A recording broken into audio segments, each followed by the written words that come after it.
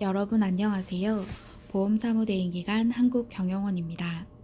4대 보험 마스터를 고민하는 당신을 위한 교육, 4대 보험 실무 업무 교육에 참여해 주셔서 감사합니다.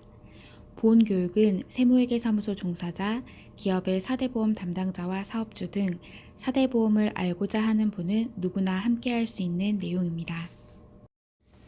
이번 학습은 보수총액 신고, 세무회계사무소 도전 사용자 편이며 보수총액 신고 이론과 실제 신고 과정을 보신 후 편리한 보수총액 신고가 되시기 바랍니다. 4대 보험료 정산 내용입니다. 고용산재보험, 건강보험, 국민연금은 보험료 정산을 각 공단에서 처리하고 있으니 보험에 따라 각각 신고해야 합니다. 고용산재보험과 건강보험은 3월에 보수총액 신고, 국민연금은 근로소득을 국세청에 신고한 경우는 신고서 제출이 생략되며 근로소득을 신고하지 않은 사업장은 5월에 신고합니다. 고용산재보험은 전년도 근로자 중 퇴사자까지 포함한 보험 적용 대상자를 신고하고 건강보험은 전년도 12월 말 현재 건강보험 취득자만을 대상으로 신고합니다. 이때 개인사업장 사장님은 3월 보수총액 신고 대상이 아니므로 5월에 별도 신고하시기 바랍니다. 고용산재 건강보험은 전년도 보험료 정산으로 보험료를 많이 납부했으면 돌려받고 덜 냈으면 추가 납부할 정산보험료가 발생하며 정산보험료는 4월분 보험료에 부과합니다. 정산보험료가 4월의 보험료를 초과하는 경우 고용산재보험은 정산보험료를 2등분하여 4월, 5월 보험료에 부과합니다. 건강보험은 정산금액이 당월 보험료 이상인 경우 별도의 신청이 없어도 5회 당연 분할 납부가 가능하며 일시 납부 또는 10회 이내로 분할 납부 신청도 가능합니다. 국민연금은 보수가 잘못 신고되었거나 기준 소득 월액 특례로 보수 변경 신고를 한 대상자가 아니라면 보험료 정산은 발생하지 않습니다. 고용, 산재, 건강보험은 월평균 보수가 결정되면 2018년도 4월부터 2019년도 3월까지 해당 보수를 적용하여 보험료를 부과합니다. 고용, 산재보험 보수총액 신고는 매월 보험료를 납부하는 부가고지 사업장이 대상이며 근로자별 2017년 보수총액을 신고하는 것으로서 신고 대상을 확인하고 신고해야 합니다. 비즈씨에서 신고 대상 근로자 정보를 제공해드리며 더존 프로그램에서 신고 자료를 전송하시면 신고 자료 전송 직후 공단 정보와 비교하여 정보가 다른 내용을 알려드립니다. 일용 근로자, 월 60시간 미만인 시간제 근로자, 산재 고용정보 미신고 외국인 근로자가 있는 사업장은 해당 내용도 신고해야 합니다.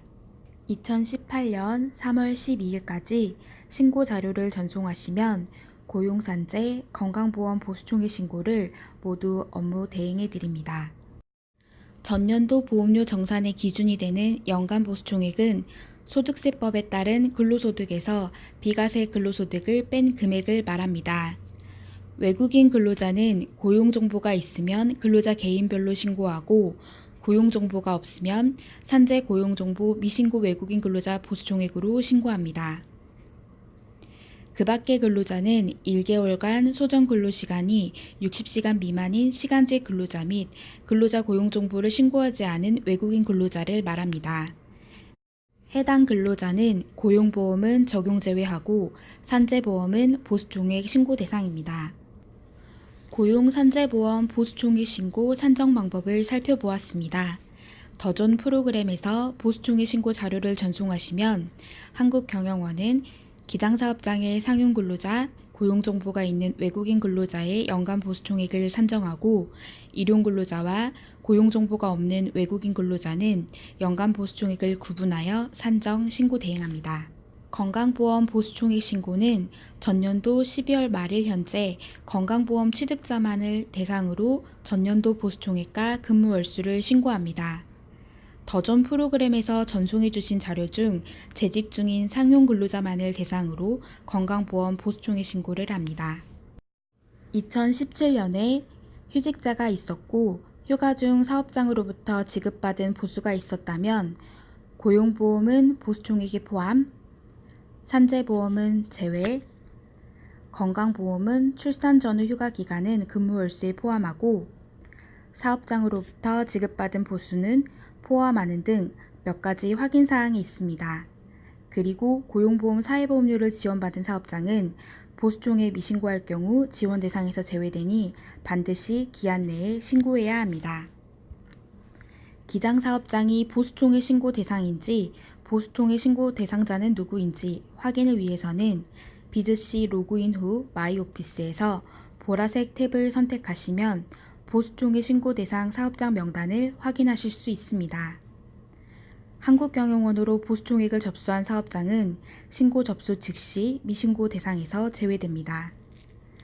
명단 중에서 하나의 사업장을 선택하시면 고용산재 보수총액 화면으로 이동하여 신고 대상자를 확인하실 수 있습니다. 보라색 탭에 사업장이 없다면 세무회계사무소에서 관리하는 사업장의 고용산재 보수총액 신고는 완료된 것입니다. 건설업은 3월 말까지 고용산재 계산확정보험료 신고 대상이며 파란색 탭을 선택하시면 신고 대상 사업자 명단도 제공합니다. 지금부터 더 좋은 스마트 A를 이용한 보수총액 신고 방법을 알려드리겠습니다. 인사급여 메뉴 중 퇴직, 사업, 기타 보험에서 4대 보험 위탁 서비스를 선택하세요. 2017년 자료를 전송하셔야 합니다.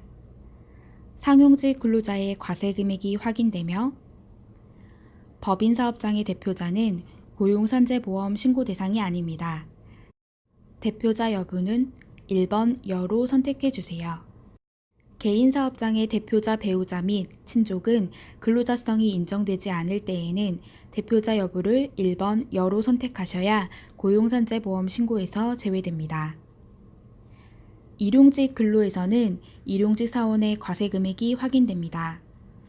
근로 형태가 시급직이라 해도 월 60시간 미만 근로했는지 여부가 확인되지 않으므로 시급직 근로자 보수도 일용근로자 보수총액으로 자료가 전송됩니다. 월 60시간 미만 근로한 근로자의 보수총액을 신고하실 경우 더존에서 자료 전송 후 비즈C에서 수정하실 수 있습니다. 제작 및 전송을 선택하시고 월별 합계에서 제작을 선택하시면 제작이 완료되고 전송하시도록 안내합니다. 얘를 선택하세요. 보수총액 신고자료 전송 후 확인사항이 없는 사업장은 접수증이 제공되며 근로복지공단 신고 대상과 더존 전송자료가 다를 경우 검증 시스템이 나옵니다. 공단 자료와 비교된 내용을 보고 직접 수정하고 싶으시면 예, 수정하겠습니다를 한국경영원에서 공단 정보와 확인해서 신고하도록 하시려면 아니요, 고용정보대로 신고하겠습니다를 선택해 주세요. 직접 수정을 선택하시면 검증 결과가 확인됩니다. 근로자 입사일, 퇴사일이 고용산재보험과 다를 경우에는 공단 정보를 확인 후 신고하시고 고용산재보험에 고용정보가 없는 대상자는 대표자 또는 대표자 가족인지 확인하세요. 재직 근로자의 급여가 영원인 월일 존재할 때 해당 기간이 휴직 기간일 경우 휴직 사유를 기재해 주시면 됩니다. 수정이 끝나면 고용산재 보수총액 신고를 선택해 주세요. 건설보험료 신고 대상 사업장과 2017년 이전 보수가 전송된 자료는 2017년 보수총액 신고 대상이 아니므로 반려되며 검증창에서 반려 사유를 제공합니다. 다음은 스마트 A에서 전송한 자료가 비즈C 고용산재 보수총액에 반영된 화면입니다. 전송한 내용의 수정을 원하실 경우 수정 후 다시 전송하시겠습니까? 라는 물음에 예를 선택하시고 일용근로자 보수총액과 월 60시간 미만 근로자의 보수총액을 구분하여 신고하시려면 상용근로자 이외에 추가 신고할 근로자가 있습니까에 예, 있습니다를 체크해 주세요. 월 60시간 미만 근로자의 보수총액을 입력하시고 입력한 금액만큼을 일용근로자 산재보험 연간보수총액에서 제외하셔야 합니다. 수정한 내용을 저장하시고 사무대행기간 전송해 주세요. 마지막으로 전송된 내용으로 고용산재 보수총액을 신고합니다. 2018년 2월 6일부터 위탁사업장과 세무회계사무소에 보수총액 신고 안내 공문을 발송합니다. 2018년 3월 12일까지 접수하시면 고용, 산재, 건강보험 보수총액 신고를 모두 대행 신고합니다. 미위탁 사업장도 지금 위탁 신청하시면 신고기한 내에 비즈씨에서 보수총액 신고 대상자를 확인하고 신고하실 수 있습니다. 2018년 4대 보험 보수총액 신고 내용을 함께 학습하셨습니다. 학습하신 내용으로 업무 처리자께서 정확하고 편리한 보수총액 신고가 되시기 바랍니다. 이후 변경사항 등은 비즈씨 자료실 또는 업데이트된 내용으로 소개하겠습니다. 이상 보험사무대행기관 한국경영원입니다. 고맙습니다.